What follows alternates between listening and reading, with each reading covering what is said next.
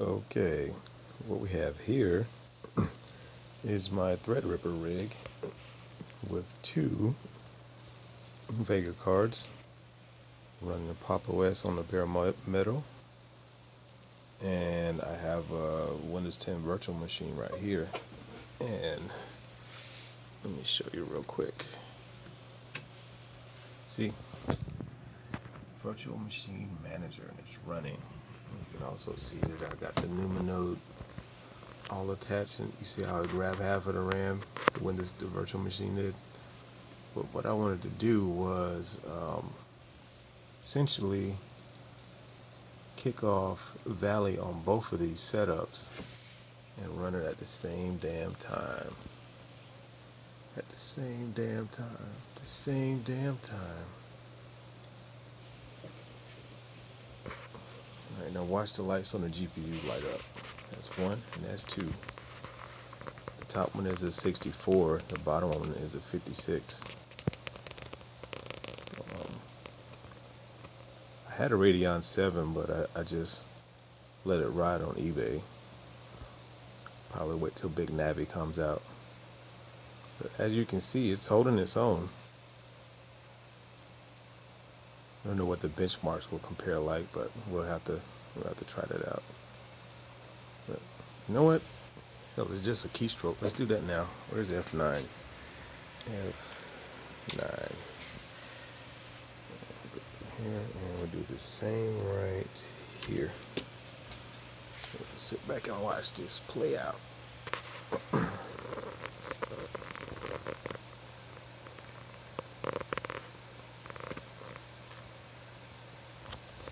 Gotta give a big shout out to Wendell over there at Level 1 Techs for doing this write-up.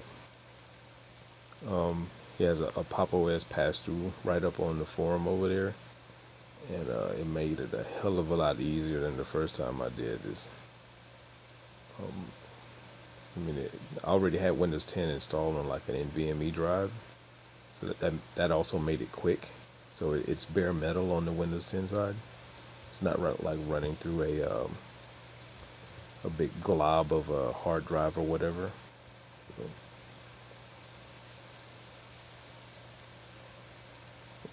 I'm very curious to see what these results come out to be. Both of these monitors are 144 hertz, by the way, so, and 144 hertz in FreeSync. We'll see what we get here in a few minutes.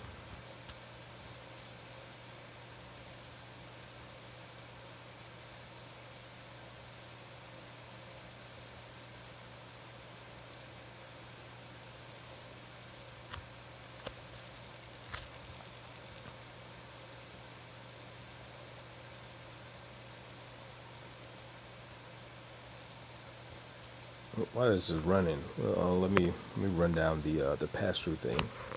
So for those that's unfamiliar with VFIO pass-through, essentially what it allows you to do is turn on virtualization on your motherboard and use all of the flags and stuff on your CPU, and essentially pass through a whole piece of hardware into a virtual machine.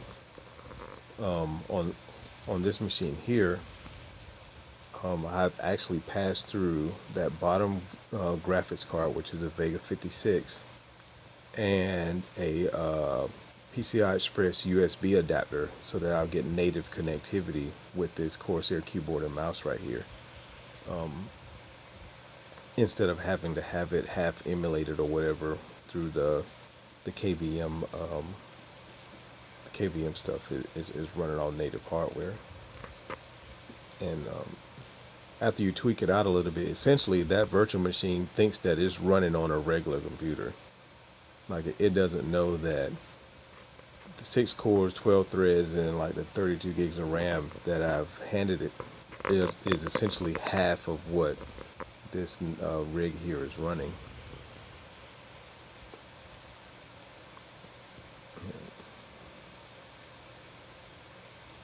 Alright, we got a score. What do we got?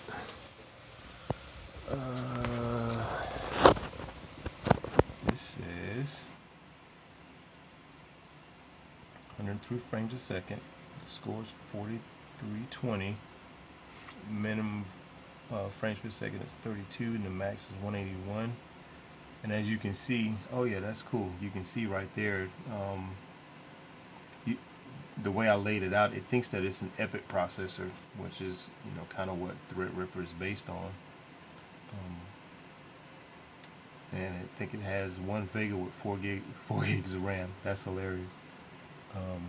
Now, we'll swap over here to the Linux side. This is running in OpenGL. You can see my Linux kernel right there is 529 with the Threadripper 2920 unknown GPU. Actually, these scores aren't too very far off. And what's funny is that the virtual machine with the Vega 56 scores higher than native Linux with the Vega 64. I don't know if you guys can see both of those scores here at the same time, but yeah, that's pretty dope. It was just a test run. I'm gonna wrap this up. Catch y'all later. Peace.